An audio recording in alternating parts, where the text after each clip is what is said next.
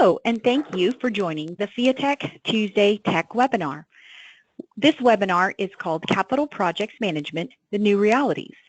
And we have with us Sean Regan and Matt Milinusic, who will be presenting our presentation. Sean, take it away. Well, good morning, afternoon, or evening, depending where you're at. That's the nice thing about webinars.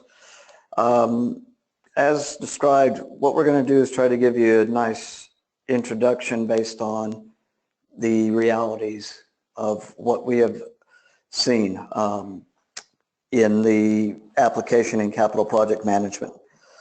The agenda is pretty straightforward. After the welcoming, I'm going to talk to you about some of the challenges and try to interact with you where we can to, see the commonalities that many of us in the industry have seen. From those, we'll talk about some of the items that we've identified and many of us talk about as new realities. You'll hear it at the FIATech conference in a few weeks. You'll hear it at the AACE annual meeting. PMI and CPM are going to bring it up over the next few months, and the Guild talks about it all the time. And what we're going to do is just give some ideas that what we've working with numerous people through the associations have seen as some recommendations and methodologies to go forward. And we'll try to follow that up with a question and answer session. Just a brief introduction, the leadership of OnTrack. Matt Milinusic is the CEO of the company. Ryan Martinez is the Vice President of Support. They both primarily reside in Canada. Sorry, I'm speed checking. And I'm basically calling you from Prague, Czech Republic. I'm the president of the international operations for OnTrack, but I'm also the director of Region 9 for AACE, as well as been a member of them for 21 years. The OnTrack team basically has, on average, as you can see, most of us have 20 to 30 years of experience. Most of us have been in execution of projects. That's the fundamental difference, is that we're just not software people. We're just not people speaking from a home office, but we are talking to you and trying to present what we've seen in regards to execution. In a general perspective, I have managed or controlled about $40 billion of work across multiple business lines and spent the bulk of the past 19 years working international projects, every continent but Australia. We have worked with numerous companies, both as a software company, as a project management. This gives you an idea, and what the critical part is that most of these companies, as you can see, all have one thing in common. They're all embracers of project management, project control systems and theories in which the applications and processes and procedures are critical, and they all use various varieties of software. One of the things we're going to stress is the fact that there's a perpetual over-reliance on software. Hopefully a few of you are shaking your head up and down and nodding up and down about the fact that how many times your company, somebody in corporate or IT makes a decision to purchase a software for a few $1 million, but nobody has the backbone or the experience to implement this. So we have plenty of time to waste that upfront money because we got the slickest software, but we don't have the ability to analyze. And we become perpetually involved in what I call redundant data entry. So we like this little cartoon because it's basic and simple, and how many times have we seen it? Everybody's pointing at each other, total lack of controls, and the biggest point is everybody's trying to identify who's the biggest risk. Is the risk the client, the shareholder, the government? There's multiple risks involved, and all these risks will have an impact on your time, cost, and schedule. One of the key things I've tried to focus on the past 2 years, and it seems to be a market trend, is that capital PMOs, project management offices, are gaining more and more control. In this age, I started with Bechtel 30 years ago. My uncle worked for Bechtel for 38 years. My grandfather worked with them. And what we saw was an involvement, is that where people used to have massive, complex organizations, the clients similarly had that organization. So in some ways you'd have a redundancy. But what we've seen over the past few years in an effort to save money, what's the first 3 things that gets cut? We cut project controls, we cut training, and we cut the staff to the experience. There is a great void that we tend to see when we have discussions at these conferences, and generally we like to sit around after the conference and have a nice drink and discuss all the little problems. But one of the most common problems that we always hear about is the fact that there is a void. There is a young market, and there's a bunch of us old graybeards of 30 years, but there's a lack of people between 5 and 15 years. And that causes a severe complexity in the organization because you have a lack of that people who can validate data or do analysis. One of the most interesting things, and some think it's a good and some think it's a bad, is with organizations such as PMI and their certifications or like that, or the old Primavera training programs, people get a certificate, go sell themselves for a job, but they lack that experience in which to complete a project. And generally, I spent the last few years, I was with Jacobs and a couple other companies being the fireman. And what that meant is I was perpetually going on projects that were in contractual jeopardy. And time and time again, we found that we had processes and procedures, but nobody had ever taken time to educate the people on the procedures. Similarly, when I was doing college recruiting for a couple companies, every graduate of a CM or engineering school wants to be a project manager in 5 years running complex projects. So you can see we sort of created a false generation now type perspective. Everybody wants to have everything right in front. They want to jump up the ladder. A couple of the things that I also noticed on the PMOs, and hopefully some of you have recognized, we're in an age when I was working with the universities and talking about their programs. 20 years ago, many companies would share projects and they would hire interns. Now, interns are few and far between, and companies do not share that data with the universities or stuff anymore. And similarly, an interesting perspective we see with ACCE, the American Conference of Construction Educators, is we see an issue that states and universities are getting involved into the programs, and they're cutting critical courses such as planning, scheduling, and estimating, and increasing general information skills. And that tends to cause an issue is that we're getting people who are getting less experience and less ability and less training. So what does that result? It basically impacts the complexity. The PMO presents the highest visible part of the organization. Many of the companies I work with right now, for them, in regards to cutting their capital budgets so they don't have permanent staff, they hire companies, the Bechtel Floors and Parsons and AMEC Foster Wheelers. They basically run the PMO for the Shells and Chevrons and BPs. And what they do is they basically are brought in for a distinct project to manage that. And they are in turn managing usually one of their fellow EPC competitors. And this basically is an objective of trying to bring visibility up to the highest levels. The other thing of what it does is a PMO requires a control framework that's very vigorous and straight. You need to have the ability to present to your stakeholders and shareholders information so that they can maintain and control. This then ties into basically our intricity of our logistics. We, in many cases now, have seen an evolvement of the world again.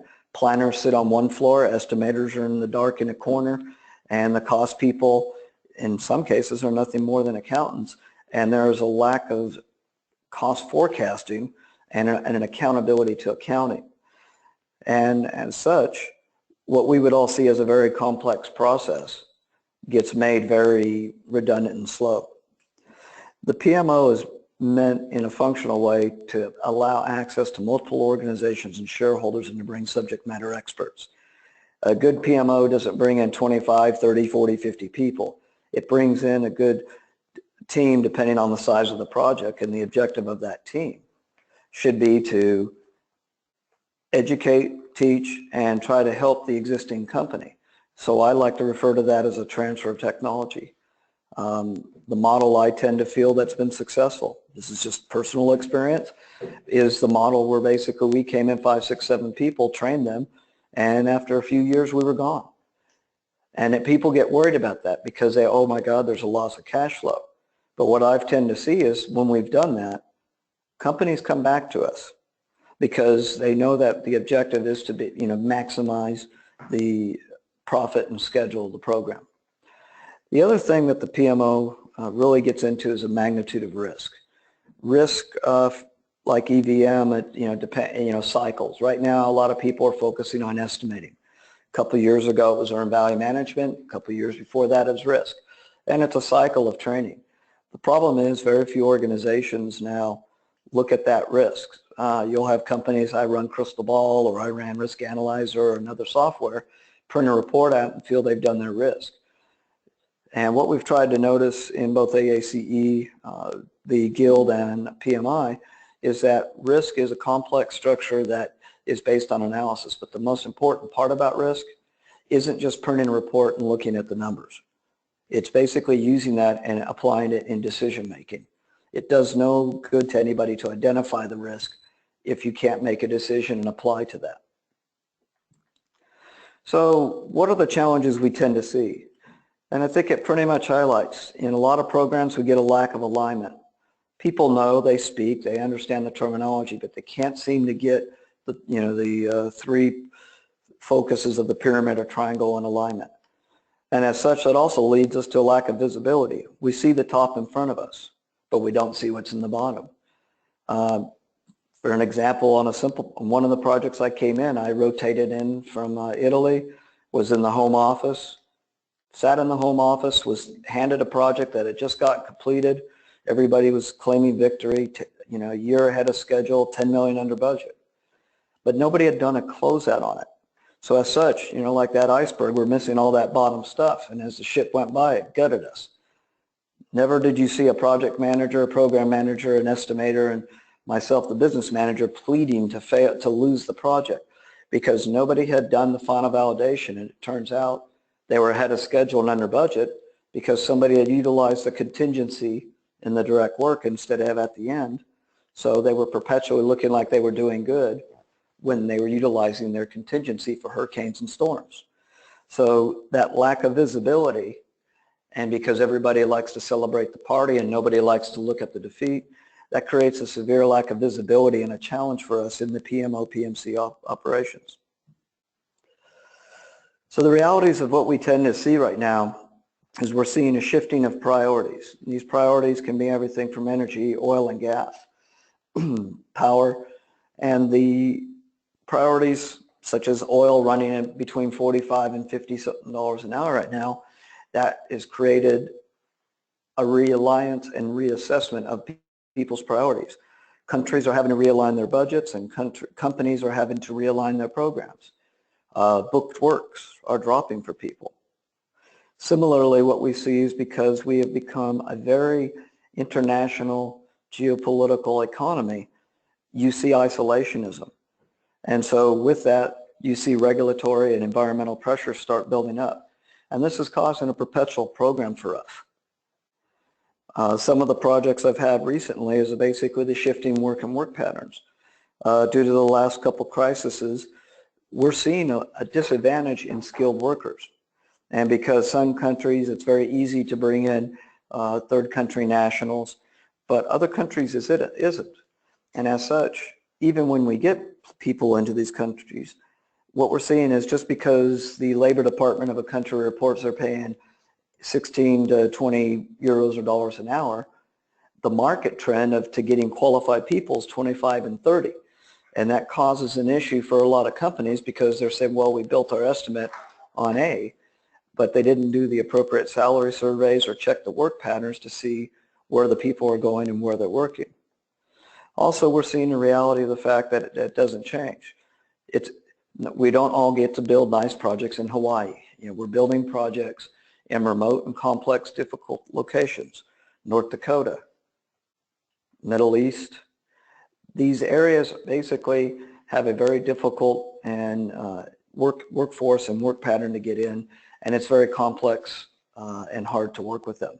It's one of the largest issues. I've seen literally funded proposals for $4.5 billion for a nuclear project, and they didn't take in consideration anything, and we keep trying to explain to them just on the salary rate alone, the housing, the mandatory laws of the European Union, That's going to cost them $2 billion. And the client doesn't want to hear it. Well, we can advise them, and if they choose not to hear it and execute with it, shame on them. But our objective is that we are supposed to present the facts and figures and basis so that project management can make a solid decision on the way and path forward going forward. One of the other issues that we tend to see a great amount is technology is moving crazy.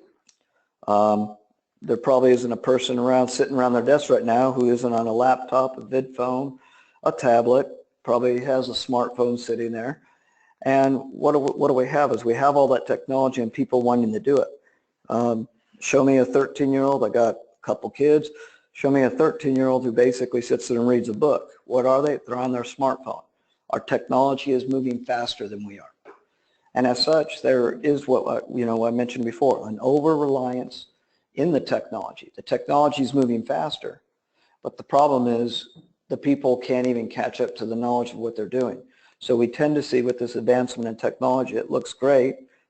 You get to go to all these nice conferences and see all these nice tools, but we lack that transitional application by the people doing it. And then one of the last things, owners and shareholders tend to expect more of people when they're hiring them. Internally, because of the needs and the shift within the company, you tend to see that there's a little bit more leniency. But when I hire somebody on a contract, I'm definitely a little bit more strict. The attitude and mentality changes. And as such, it focuses us to make sure that we see our cost control and we see the efficiency and risks are contained. One of the other big items that's coming up is that I work with a lot of international financial institutions. And what the IFIs are expecting out of us now is that basically they are tired of perpetual clients who have great ideas and money but can't sit there and manage to it.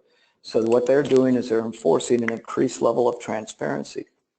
If I seek money from an international financial institution or I seek money from a government financial institution, I am required to be very transparent. And nowadays people are all over the place. It's not uncommon to be an international working in North America or vice versa. And as such, we have acts such as the Foreign Corrupts Policy and others that we have to adhere to. So even though our client may not require to, you are legally and ethically required to do that. And these realities tend to make things a little bit more complex. So what do we focus on the PMO?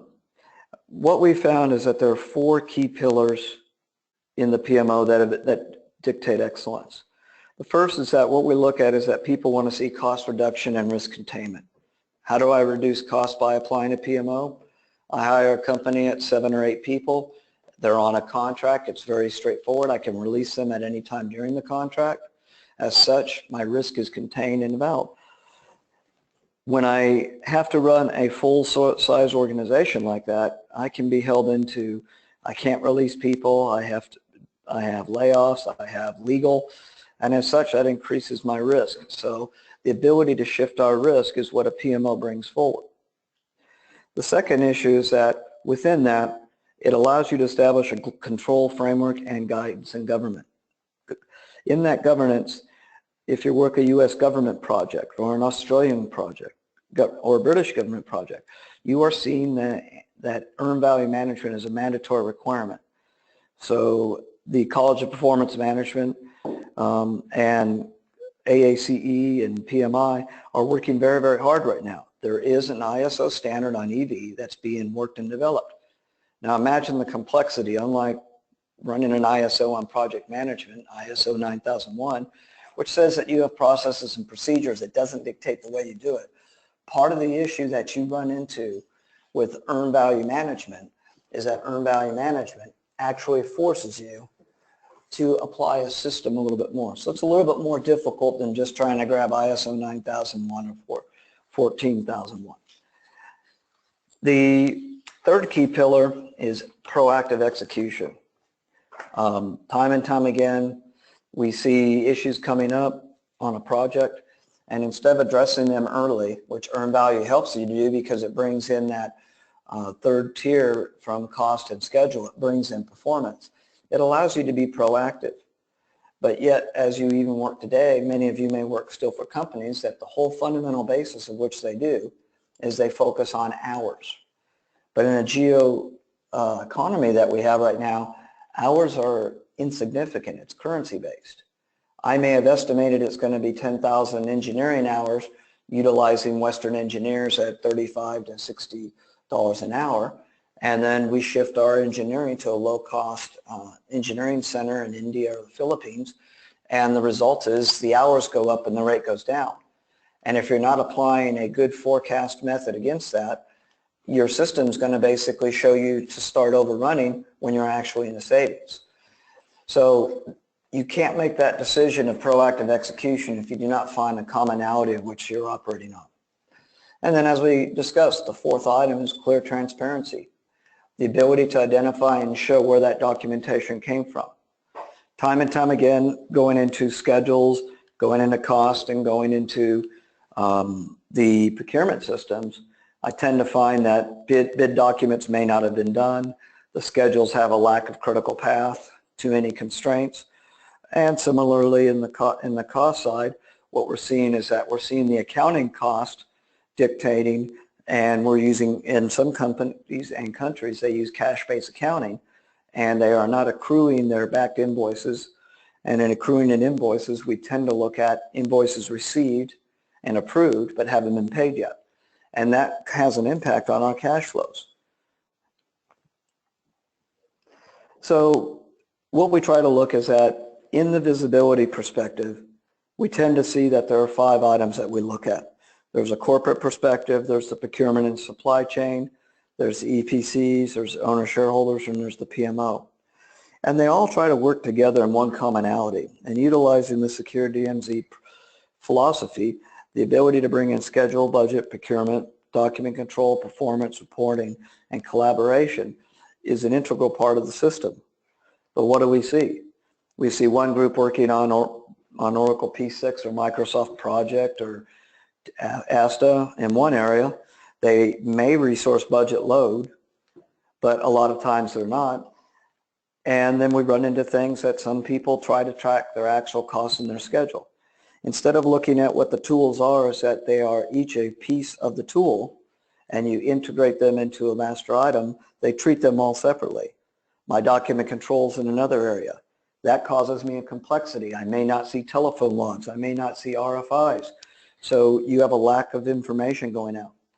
Similarly, in the procurement system, we have an issue that a lot of times change orders are done and they're approved maybe on the cost side, but nobody's done a schedule impact or vice versa. And as I always said, I've had many times I've had a cost change that has not had a schedule impact, but every schedule change has a cost impact because of the changing of hours and dollars up and down. The fifth major area is in performance, and a lot of companies tended to form in the construction side. Many of the traditional big construction companies tend to focus that the performance is based on the hours on the construction guys doing the work or the subcontractors, but they're not looking at the value of the performance. So as such, they're not able to take partial credit. So the ability to put those 5 together allows you to collaborate and create a reporting system. Some of the biggest problems that we're going to talk about in a few minutes is what I call, the curse of what we do. It's considered the easiest application in project management, project controls, and every company uses it. But time and time again, it is going to be and will be your biggest problem. If you look at our left, what's most people still use? PDF reports, spreadsheet calculations. Excel is the biggest tool. Well, the biggest problem we have on Excel, every person who has an Excel spreadsheet, I can't get people working in it at the same time, or I'm checking in or checking out, or I'm sharing files. I email files, somebody moves a file, and I lose all the links. How many times have you all, even in the past few months, received an Excel spreadsheet sent to you, and basically it says missing links, enable, or somebody copied a cell and it's got a formula in, and you find a formula and it goes back 3, 4, 5, 6 different spreadsheets or files. So the issue we have is Excel is a great tool, and there are people who live by it. But as I like to say, you live by Excel, you will die by Excel. 3 of the biggest estimate discussions that I ever had were 3 projects that had seen that I either worked on or picked up the data after, where somebody overwrote a macro or overtyped a formula, even with security at the very end, and they lost $120 to $200 million on a $400 million project. That's not something you want to explain to management and shareholders. So what do we look at? Is that in this age of technology, and what we're seeing is we're seeing a lot of people investing into softwares that all say they can collaborate and do one part. That's a good tool and a thing, but the software is just a tool. It doesn't, if you do not have people who can analyze the data, they're only going to report what's been put in the data. And as such, that becomes a complex issue. I've used many of the different softwares, as most of you probably have. The biggest issue I see, I may have multi-currency. Well, when is your currency being converted? Same day, once a month, a bucket? A bucket currency adjustment just last year in Kazakhstan, done by one of our contractors on a project we were on, the currency devaluated from Friday till Monday by 50%. Everybody was making 50% less. Businesses could not deliver. Businesses went out of business. Well, how do you pick that up on a monthly average? And how do you get that to your procurement group so that you can cycle and justify and make sure that your procurements aren't impacted? So the key thing about a relational tool is it does give you an interactive database in which to do that everybody's using one sheet. When you try to do and adjust that with Excel, you run into perpetual problems, and that can cause you a timely issue. Also, it tends to cause an issue with an interactive tool. You can get very nice dashboards. With an Excel spreadsheet, you're dependent on a graph, and if something types over that graph, God help you. So we look at the fact that in the PMO, what are we looking at in our control framework? When I basically review softwares, what I try to do is I look at my process and control system.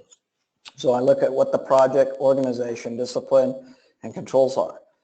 Then I try to evaluate my resources. Critical, do I have the project management office? Has the project management office been split into a construction management office? Where's the funding come from? Is it internal? Is it capitalized? Is it from an IFI? Where's the information coming from? Is everybody using the same technology? And the most critical part, the foundation of that, people. If you get rid of the people and they don't have the experience, you're going to have data, but it doesn't mean anything if people cannot interpret it. So when I ask a question when I'm doing an audit or a review of a management to assess what level or where they're going to go, we have a series of project requirements. They want to be effective. They want timeliness. They need to meet specific requirements. It needs to be compliant, not just to their own internal, but it has to be compliant to the client and sometimes into regulatory government agencies. Does it allow you to have good relations? And do people feel reliable about it? And in the end, if they have that, you get a healthy return and healthy stakeholders.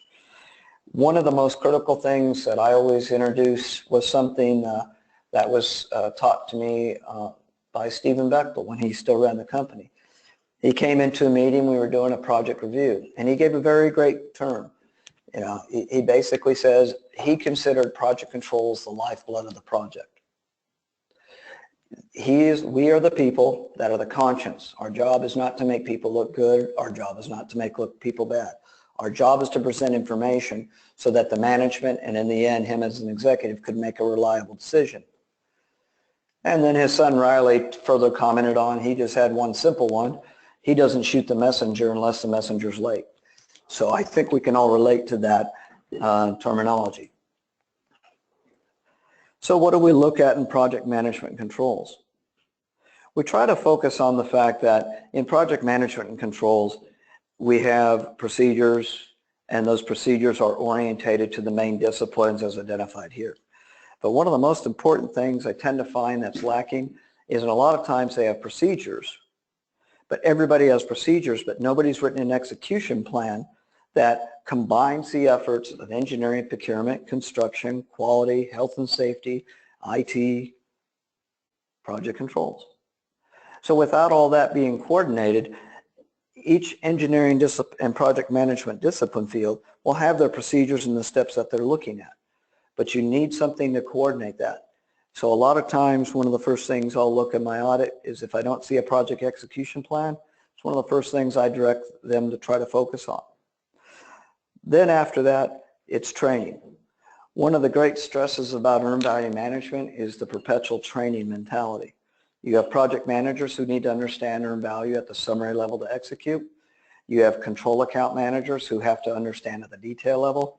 And you have the project controls people who have to be trained in which the ability to implement and put that in. As such, that doesn't mean that you isolate and just train the project controls. The engineers that are CAMs, the procurement people are CAMs. They control budgets. They are the subject matter experts. That's why you bring them onto the project. And that's where the failure comes in, is a lack of training and interface. So during the contract administration phase, one of the things I always try to focus on is making sure that there's interaction. Similarly, I try to say don't ever specify a software. What happens when the software upgrades? You could be stuck using something for years that basically is not in compliance to what you're doing, but because it was written in a contract that way, it becomes very difficult to change. And then the last thing that we always look at, in some companies, they have their own internal auditors. Some companies, under the requirements of ISO on the international side, are always required to audit. What audits basically immediately construe to people a negativity. And I look at it as, I want you auditing my project as quick as possible and during the execution parts. And what people done in a lot of ways is they've done audits, but they don't call it an audit. They've basically created the gate system so that at each stage of the gate, in combination with a management review or risk review, or maybe even the application of a CII, PDRI, Project Distribution Rating Index, it allows you to analyze the project and make an accurate decision of which to go forward. That is a form of an audit. But the biggest part about an audit isn't to go around and beat somebody with a stick and fire people. The objective of the audit is to find out where our weaknesses are so that we can bring people up. It's similar to when I tell people when they take certification courses from AACE, PMI, or the Guild, or focus on taking a certification course not to learn to pass. Focus on it to find your weakness. And that's the area that you should study on. Not everybody is perfect in everything, even with years and years of training. People have their own general layout of the way they go. I was an estimator and a scheduler before I got into cost, so I tend to think in that mentality. So as such, you have the differentiation. You can basically look pretty, or you can basically be out there and be on the ground pushing it. It doesn't do you any good to basically be pushing, though, if you do not have the support team. There was the old famous term, an army moves on its stomach. And some of the greatest battles that we've ever seen were because the smart army basically stayed near water. The armies that failed moved away from it. Well, that's very much applied to the way we apply business and in project management, project controls. If we basically go heavy tech and push forward, but we don't have the support, then you're going to fail. Now, one of the things that we try to do in the PMO, and we try to identify when we talk to people, and I do this a lot at my AACE presentations around the world, we have what we call a capability maturity model. And it's always good because it's remarkable the responses we get on that. Is that, we basically say there's 5 levels. There's the ad hoc where they focus on spreadsheets. They may have they'll have process and procedures, but they live and die by Excel. To basically the optimized group. These are the companies that tend to basically have their Primavera or scheduling system with a code system that ties to the estimating, which ties to the cost, so the data can be shared and moved around. As such, they're able to basically do benchmarking and create portfolio analysis. But to do that, they have to have a system such as earned management. They have to have a definition of how they're going to operate, and they need to be managed. many companies around the world that we talk to, some of the big ones, we've done a roadshow in Portugal, Spain, France, Russia, Canada, North America, Colombia, and all of them, in talking about this, all wind up hovering around the fact that they all want to be a 5, but most of them are hovering between a 3 and a 4, and some of them can't get off of manage because they do their estimating in Excel, they do their planning in Microsoft Project, and they do their analysis by printing out a Word report in PDF. Does it work? Yes. There's a graded threshold on it. But if you're trying to be that mature level which to do, and you are the client, what are you going to accept? Not accepting it doesn't have to be perfect, but the tools have to match. It doesn't mean that you can't have a combination of the tools, and it doesn't mean that you can't right size based upon the size and value of the project. You don't have to go buy the $4 million software to implement something. So one of the other aspects that we tend to focus into the program is that organizational change management. To get into these PMO modes, you are basically changing the perspective of which they operate. And one of the funniest things is people think of change management only being applied to the schedule, cost, or performance in the field. The change management strategy of the program needs to focus on different things. I use change control to adjust my procedures and processes or to remove items.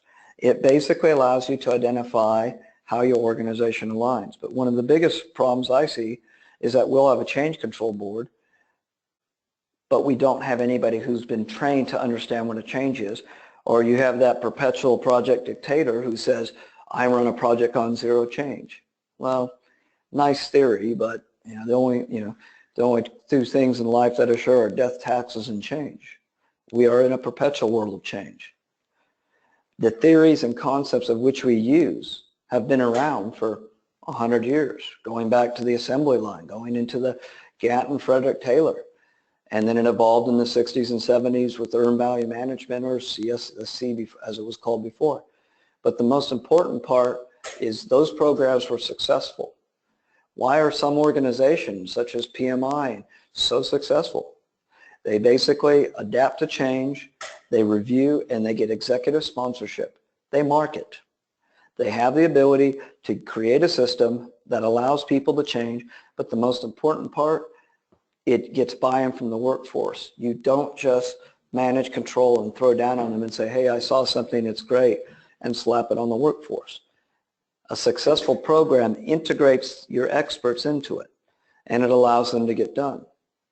An interesting concept that I ran into in 2010, I was at the Dutch Association, Cost Engineering has an event every couple of years, and I was there presenting. And the unemployment was very high in Europe at the time due to people being laid off because of the crisis. Well, the Dutch perspective was very interesting. If people wanted to collect their unemployment check, they had to do two things. Not just go say they looked at a job and collect the money. They had to go do training. And that didn't mean that they had to go find training in a different field. It meant that they got paid by the government to train within their field to become more marketable to their people. And that's a very unique perspective. But yet, what do we see every time when we see a budget? The first thing we hack internally, we target training. So one of the objectives of trying to do this in organizational change theory is making sure that training is applied. As well, looking at the project charter and coming up with a project charter that people can buy in and feel comfortable with. The greatest thing that I always feel, having written for AACE, FIATEC, PMI, and the Guild, please plagiarize me. Just do it in a way that gives me credit. The biggest flattery we have is I would love people to everybody have and use terminology that's very similar. The AACE skills and knowledge, the body of knowledge of PMI. They are a combined tool. You cannot have project management without project controls. So they interact with each other. Work together with them and you will have a successful project. Don't just pick sides and say one is better than the other. Now moving forward, some of the recommendations that we just look at. These are the successes and failures that we have seen in our group, and it's a shared group. As I said, one of the greatest things I find about belonging to associations and coming to conferences isn't for the time away from work and isn't to see the latest tool. And really it isn't to hear so many people speak like that. It's to interact with somebody, to sit with somebody on another perspective and another project and see how they're doing it. And that's where these recommendations come from. So what we try to focus on, if you want to be successful in a PMO project management environment, you need to implement governance and control. This governance control, what I try to say is has to be proactive, it needs to be efficient, and it needs to align to the needs of the project. Just because it worked on project A doesn't mean it's going to work on project B. We've all had that great thing that we go project to project to project, and sometimes it feels great to have a person taking you along with you, but is that flexible? That's a perspective you need to look on that when you're putting into that tool. The second thing we look at is that project management and project controls is basically the art of the impossible becoming reality. And anybody who doesn't believe that, you can look at the pyramids. That is the ultimate symbol of excellence. It was planned, it was executed, regardless of the theories and other part, it was done. And it was an ability to do. When you look back, they had engineering, they had architecture, they had plans, they had procurement. We can take those base simple theories and apply it forward. But I always say that our job is to take something that's on a piece of paper and build it. The greatest pride I have as a father is going around and taking my children and saying, here's the hotel I built, here's the runway that we landed on an airport. The phone you're using comes from the telecom systems we done.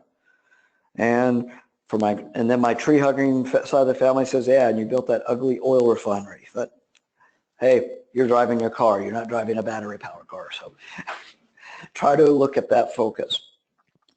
Another perspective is that basically we are in a theory based of analytics. Don't overanalyze though. Do not have people spending 19 days of the month pounding data into the software. They're not analyzing. They're just doing redundant data entry. If you want visibility, you want people speaking on it. One of the most important things if you're on a U.S. government project on earned value, when the DCAA, DCMA and audits come and take place, or the surveillances, I had the dubious distinction of going through 1 IBR and 7 surveillances in a 9-month period because somebody in DCMA said we had to do it. But the most important part is that we did pass and done, but basically the first question that they asked every time, they didn't come and talk to me. They didn't come and talk to the project manager. They talked to the CAMs, the project controls people, and the people that are responsible. Too many issues in the analytical use of data. What we do in that visibility is we give people the responsibility of something, but we don't give them the authority to make the change. And that basically will cloud your visibility. So try to make sure that you give them that authority. And how do you do that? You give them that expertise and training. Hire trusted experts and basically try and roll out and plan that project in a way that gets done. We are not in an age anymore where I get the top 10 people on a project coming off the company. I may see it on a bid review, but in the end, I generally get 1 or 2 experts and I get some training. And that's actually what I look for.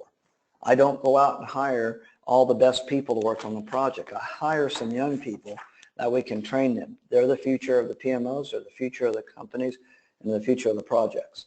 And that's probably the biggest thing I can stress is, as I said, by being a project person who implements projects, I am a diehard believer in perpetual training.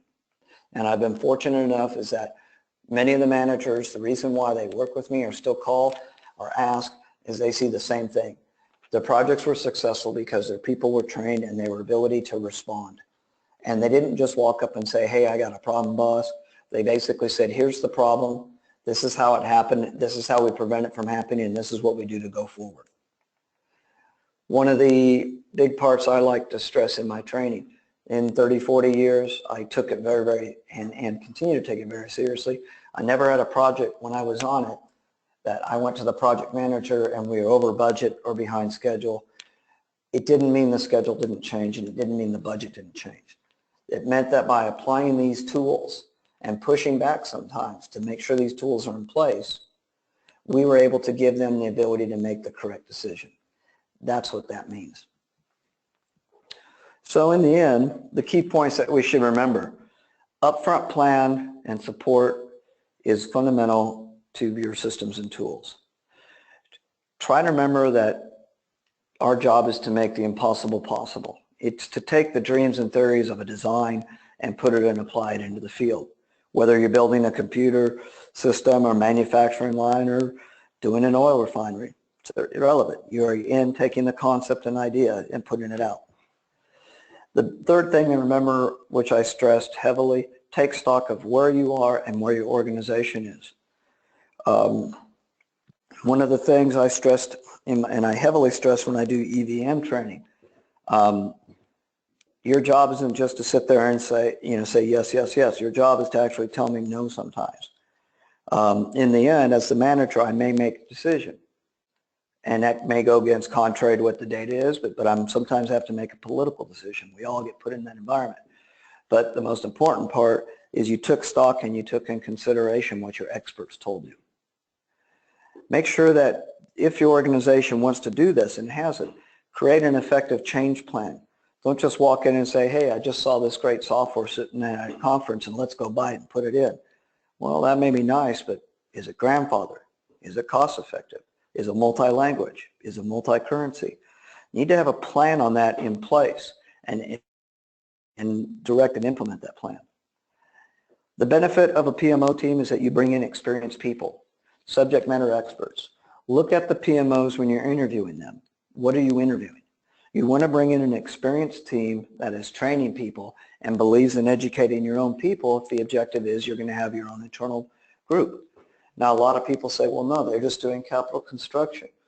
But the interesting theory is what happened, when I did did a refinery project in Texas, the director was very focused on the fact that's nice that the project gets built, but afterwards I got to run the maintenance people to take care of it afterwards. And they need to know how to do mini estimates, mini schedules, and to plan and focus on the work. So I need your execution people to partner up with my operations and my commissioning people so that we're more effective at the end. And getting buy-in from your workforce. Personally, I have walked away from projects and companies because they basically bought a software or set up a system in place, tried to cram it down on it, and took no feedback from us. I think the biggest change that we all remember in Primavera during the changes of P3 to Oracle Primavera or to the others is that required a significant involvement of IT, and all of a sudden IT and IT project managers took it over, and that became ineffective. You have people in remote locations. Maybe they can't access Citrix, so having all your software sitting in a headquarter building 2 countries away may not be effective. You need to grade and look at that. And then the most important part is targeted training. And how do you do targeted training? One of the things I do is I like to give, beyond looking at somebody's CV and experience, it's the interesting part. I've had some people that are very, very experienced for 30 years, some of the best in estimating, planning, or scheduling what they do. But you're going to put them on training and they have to start doing the reports and stuff. And you just throw it on them. You need to make sure that you target the training respective to where the people are. And then also don't give a project manager detailed planning one-on-one courses. He doesn't need it. Try to focus on what they should be looking for.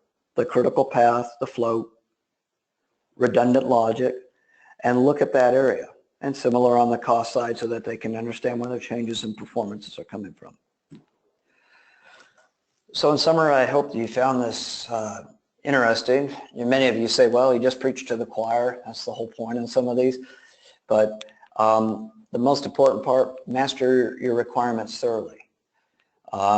Make sure that a platform has fully complete requirements, and make sure that your expertise and methodology are in a way that basically benefits your problem. I'm sorry, benefits your sex, not problem. So from April 10th to 12th, we hope to see a lot of you at the FIATech conference. If you have any questions of the OnTrack AACE people, we'll be at booth 305. And we greatly appreciate the opportunity to share with this. And hopefully between all this, you found this worthwhile. So now I got to try to be technology thing and try to shift. So if you have any questions for me, I now see a question bar popped up.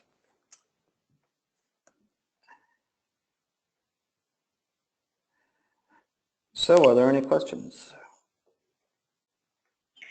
Excellent, Sean. Thank you so much. So we're really thrilled that you all are coming to the technology conference. And as we wait for people to enter questions into the box, could you go over maybe one of the main things that people are saying, you know, we've experienced all these mega challenges, which you really went through quite in detail on just how the experiences that people are going through. I think that the best image was the railroad track that was all wavy.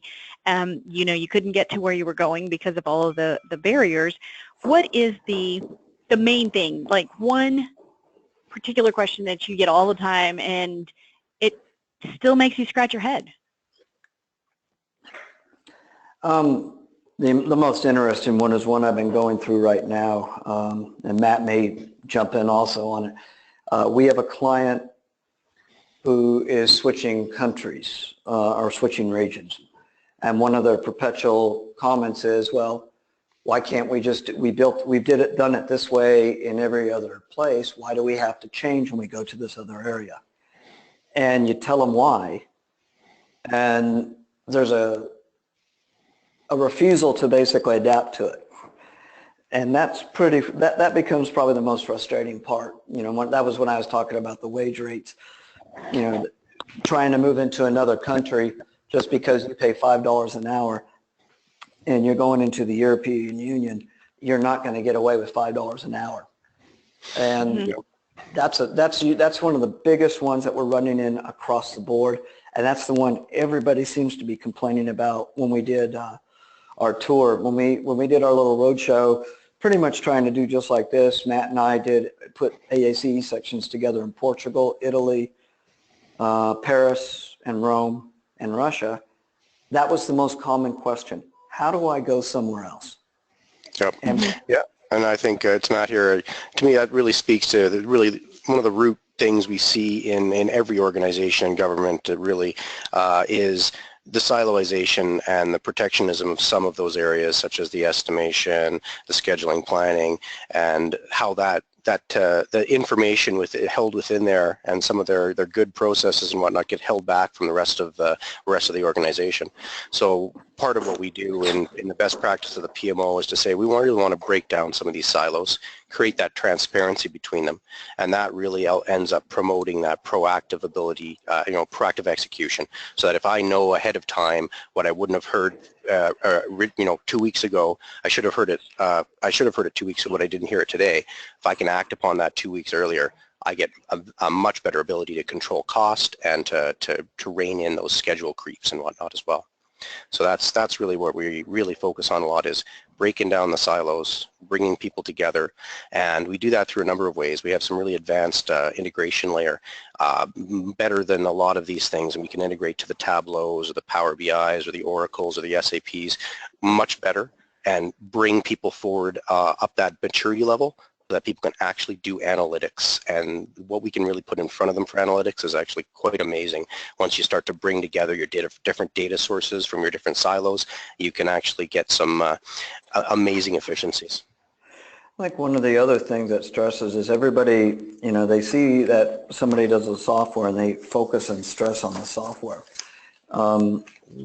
As you heard on this, I didn't really talk about software at all. Software to us, what we're saying at PMO, software is not relevant. It's the methodology and performance of which we do. Technology is critical, but if people can't use their smartphone, why do you give them a smartphone technology? If people don't have good Wi-Fi or good access, why do you want to set them up in an environment of which they're going to fail? That's a complaint that most of them have. My biggest complaint was perpetually somebody in corporate goes on a boondoggle and decides he's going to drop $3 million buying software and shove it down my throat, and it's not compliant to what our system is. And people get frustrated. They spend years trying to make, the technology's not bad. That's the method of implementation. But who's getting the blame right now? That crummy Kildrummy, that crummy Ecosys, that crummy OnTrack, the software gets the blame for the ignorance of the part. And that's a hard one for, we fight that all the time.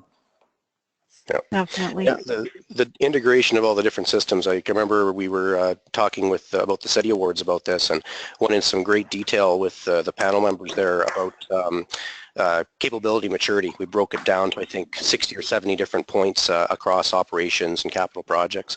And one of the big conclusions we came to was, whether it's a Bechtel or a Worley, and they've got some really excellent controls and engineering, or some great process in scheduling and planning or whatnot, the commonality is on these mega projects, you get down to the lowest common denominator. And virtually everyone agreed, and this is Exxon, Dow, et cetera, that even within their own organizations, there's a few standouts, but not many of them at all are even halfway up the maturity level in any one of their different areas and disciplines. And when you get into that mega project and you have 3-4 different parties mixing varied systems, you need to have that commonality approach. You need to have that Rosetta Stone to really manage who is saying what, even keep a common nomenclature, et cetera, and everyone gets down to that lowest common denominator of level of maturity at that case.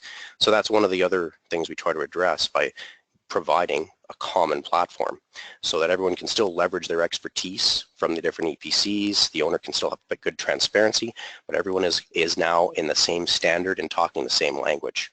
So it's kind of like the Tower of Babel, right? If everyone wants to bring up any biblical reference. Yeah, so, and I think that that's a great segue into just kind of connecting the dots and preparing all of us for the upcoming technology conference. Collectively, as Sean said, we look to discuss those challenges, but like Matt said, let's get to that consistent, common conversation place, and you will experience a lot of that at the technology conference. So I hope that you join us there. You will definitely get to meet the OnTrack team and get to know quite a few of the other organizations and your peers. So join us there, and don't miss out on this opportunity. Stay tuned to the fiatech.org website for future webinars, and we hope that you have a wonderful day. We look forward to seeing you at the conference, and thank you both, Sean and Matt, for joining us today.